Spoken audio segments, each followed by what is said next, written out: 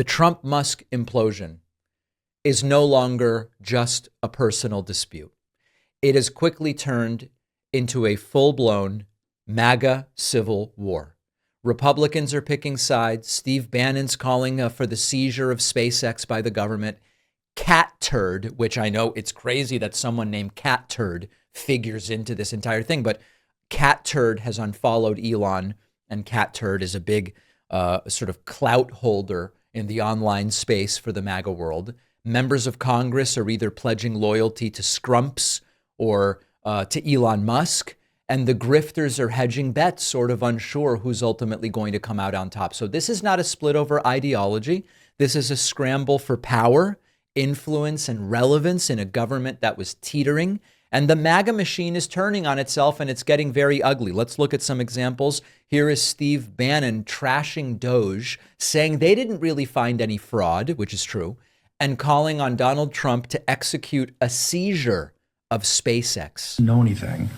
He's a know-it-all. He knows some engineering. Don't get me wrong. I give a hat tip for that, but he doesn't know anything about the real world. Doge was, and for any fanboys that still exist, while you're wrapping up in your cape tonight, understand on Doge, he didn't find any fraud. There's plenty of fraud out there. He didn't find. This is President Trump's first complaint. Was this all BS? Right with the Doge. The act that President Trump should be taking immediately, I think, when he threatens to take one of the big programs out of SpaceX, President Trump tonight should sign an executive order calling for the Defense Production Act to be called in SpaceX and seize SpaceX tonight before midnight.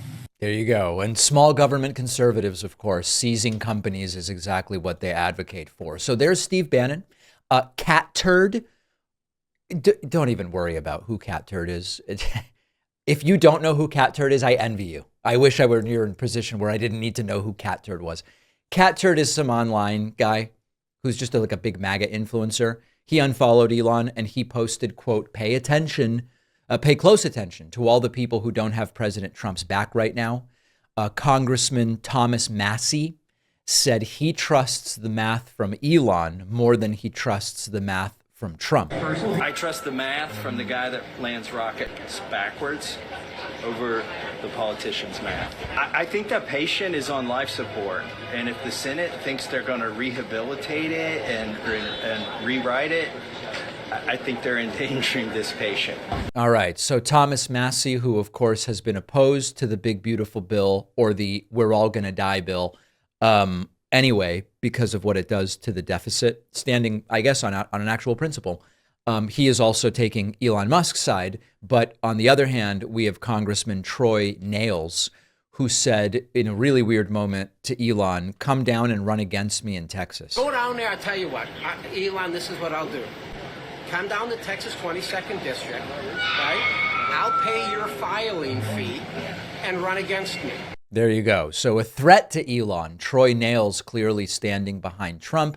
And maybe the most interesting tweet of all, coming from our friend Pekka Kaluniemi, whose podcast I was recently on. He posted, quote, this recent quarrel really reveals people's motives. Those seeking political power, Jack Posobiec Bannon, side with Trump, while the grifters chasing money, Alex Jones, Ian Miles Cheong, side with Elon. So where does this go? A couple possibilities. One is that Donald Trump crushes the rebellion, reasserts his dominance, and Elon Musk kind of fades back into the billionaire tech lane, goes back to, just talking about his businesses. Loud, probably, but politically irrelevant. Other possibility is this crack becomes a full-on fracture, and it splinters MAGA into these various camps, the Trump loyalists, the anti-establishment tech bros, and that becomes a prominent narrative through and beyond the midterm elections of next year. And then possibility number 3 is the whole thing kind of burns itself out in a haze of ego and conspiracy and broken NDAs, non-disclosure agreements, potentially. I don't know which way it's going to go, but where we are right now was completely predictable and arguably regrettable, although not if it does help to destroy MAGA from the inside out. Make no mistake, this isn't just noise. This is not, a disagreement between, Laura Loomer and some person, nominate Stephen Miller. Right? This is not that. This is a real sign that the MAGA coalition is weaker than we might have thought, more chaotic than we might have thought, less stable than we believed it to be. And the opportunity for the left is use this to actually win back some power and get some things done. That's my interest in the entire thing. Where will it all land?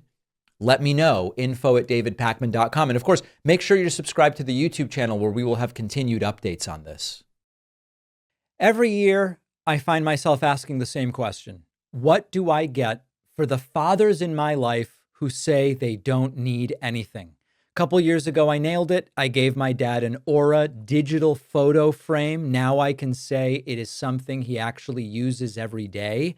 Aura was named the #1 digital picture frame by Wirecutter.